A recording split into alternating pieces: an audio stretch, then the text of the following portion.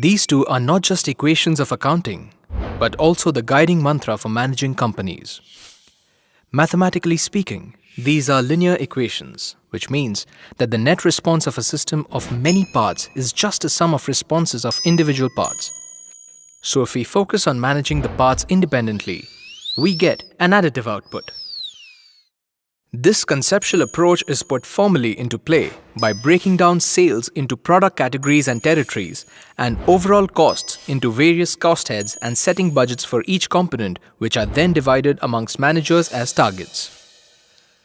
Adherence to targets is used not only to manage and control, but also as performance incentives. Simple, isn't it?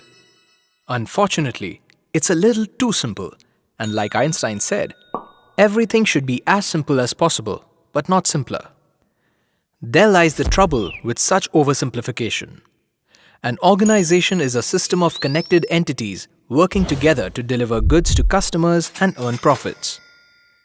As a result, business variables in the real world are highly interdependent. An action that changes one variable could impact another variable in the chain, which might impact yet another variable, and so on, eventually boomeranging back on the original action. For example, the decision to increase sales can lead to growing inventory levels, thus increasing working capital levels, which can force one to increase supplier credits, causing material delays and hence production delays, which can then finally impact sales negatively. In this non-linear world of causal loops and relationships, the linear mathematical equation is not applicable. Here, a big action can result in no outcome at all, or a small action can result in a big outcome.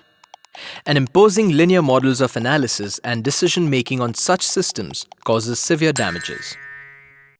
Actions taken on one variable can impact other variables in the system and create operational conflicts within departments. And then, remedial measures have to be taken on the first action. Management's capacity is exhausted in managing short-term conflicts, dramatically slowing the organization's ability to deal with external opportunities and threats. This approach clearly does not work. We need a systems approach to manage a complex organization. It is a deeper understanding of causal relationships between parts. These interconnected systems look complex, but are inherently simple to manage because they always have one single leverage point for intervention. And finding this leverage point for a focused intervention is the only way to manage a complex organization.